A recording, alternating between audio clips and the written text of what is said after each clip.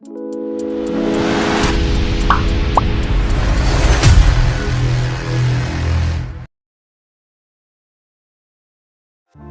evening friends, my name is Sahil Gupta. Welcome to our YouTube channel Gupta Realtors and Happy Republic Day to all of you. जय हिंद।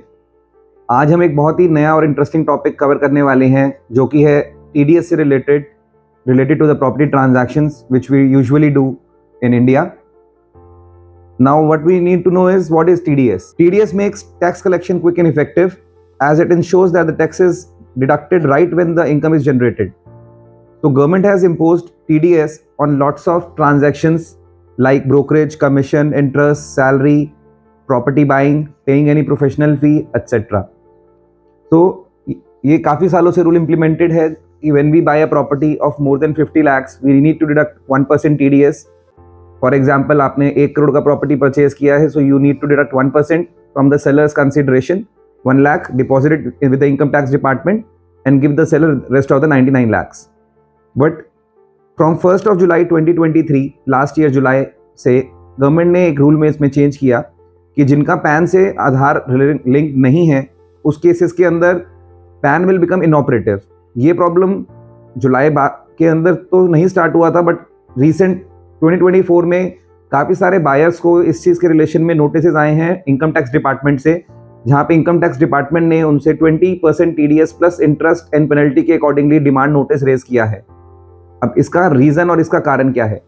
इसका reason और कारण क्या है कि 1st of July 2023 से pan और आधार जिनका लिंक नहीं था उनके पैन बन गए inoperative. Those PANs became invalid PANs, but till late 2023 also it was not showing online in the income tax system और देयर पोर्टल। तो जब भी एक बायर इनकम टैक्स अपना TDS डिपॉजिट करने के लिए इनकम टैक्स की वेबसाइट पे जाता था, वो यूजुअली जैसे पहले जमा होता था उसी तरीके से वो TDS डिपॉजिट हो रहे थे।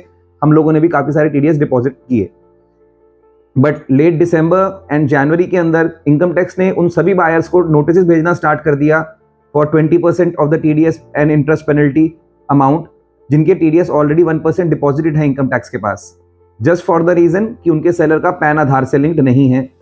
और वो चीज़ इनकम टैक्स की वेबसाइट पे भी इनवैलिड पैन या इनऑपरेटिव पैन के फॉर्म में नहीं पॉपअप हुआ when they were depositing the 1% TDS। So अब हमें आपको क्या फॉलो करना चाहिए, दैट इज़ व्हाट इस वीडियो इज़ ऑल अबाउट।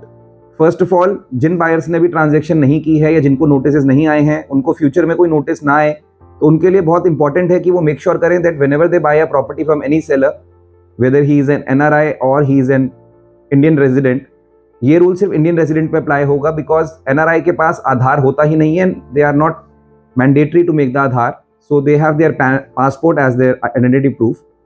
ये रूल सिर्फ एप्लीकेबल होगा इंडियन नेशनल्स पे जिनका आधार कार्ड और पैन कार्ड दोनों हैं। तो उस केस के अंदर when you buy a property, आपको ये वेरीफाई करना वेरी इंपॉर्टेंट है कि आपका जो सेलर हो वो एक सेलर हो या 2 सेलर हो, उनके पैन और आधार आपस में लिंक्ड हों। अगर उनके पैन और आधार आपस में लिंक नहीं है तो आप उनके पैन और आधार आपस में उनसे लिंक करने के लिए रिक्वेस्ट कर सकते हैं। यूजुअली बड़ा सिंपल प्रोसेस है, 1000 रुपये की लेट फी पे करके आप इनकम टैक्स की वेबसाइट पे जाके इसको इमीडिएटली कर सकते हैं। दूसरा पॉइंट, अगर आप वेरीफाई करना चाहते हैं कि और ये बात सेलर को भी नहीं पता कि उनका पैन आधार से लिंक है या नहीं, तो ये चीज़ बहुत ही ईजिली एक OTP के द्वारा पैन आधार का लिंकेज है या नहीं ये इनकम टैक्स की वेबसाइट से चेक किया जा सकता है। So make sure my friends, अगर उनका पैन आधार से लिंक्ड है तो आप प्रॉपर्टी के अंदर आगे बढ़ें, अगर नहीं लिंक्ड है तो उनसे ये रिटर्न एग्रीमेंट के अंदर कंडीशन डलवा के लें that they will get their PAN and Aadhaar linked with the income tax department, otherwise the TDS will be deducted at 20% plus education cess plus surcharge, जो कि NRI के केस में एप्लीकेबल है। उसी तरीके से 20% आप TDS डिडक्ट करेंगे। अब हम उन लोगों पे आते हैं, इस तरह के हज़ारों बायर्स हैं, मेरी बहुत लोगों से बात हुई, बहुत 1-2 बायर्स हमारे साथ भी ये केसेस सेम प्रॉब्लम में चल रहे हैं कि जिनका TDS ऑलरेडी डिपॉजिट हो चुका है बट स्टिल उनके पास इनकम टैक्स से नोटिस आया है for the shortfall of the tax plus interest and penalty. उसके लिए there is a remedy. I had very good connections with few of my old customers who suppose to be in income tax commissioner और income tax department में जो पहले काम कर चुके हैं। So there is an income tax tribunal कि अगर कोई भी इनकम टैक्स का नोटिस आपको आता है जिसका आपको लगता है कि वैलिडिटी या जो उनका रीजनिंग है दैट इज नॉट जस्टिफाइबल, तो आप उस चीज़ के लिए अगेंस्ट में एक कंप्लेंट लॉन्च कर सकते हैं इनकम टैक्स ट्रिब्यूनल में। It is like a court only कि आप वहाँ पे जाके अपना कंप्लेंट और अपना केस फाइल कर सकते हैं and income tax tribunal can reverse और रिवाइज दैट ऑर्डर और the demand and they will get it sorted. So as far as my conversation with my contacts, they told me that all of those demands जिनके अंदर TDS already deposit हो चुका है, income tax की website पे कोई popup नहीं आया इनवैलिड पैन का, और 1% पेमेंट वो ऑलरेडी अपने टाइमलाइन के अकॉर्डिंगली डिपॉजिट कर चुके हैं बायर, उनको इनकम टैक्स ट्रिब्यूनल जाने से रिलीफ मिल जाएगा. That is what is being told. और आने वाले फ्यूचर ट्रांजैक्शंस के लिए बाकी सारे बायर्स इन बताए गए पॉइंट्स को कृपया ध्यान रखें. इसी तरह की और इंफॉर्मेटिव एंड प्रोडक्टिव वीडियोस हम आपके लिए लाते रहेंगे. जय हिंद, जय भारत. Thank you.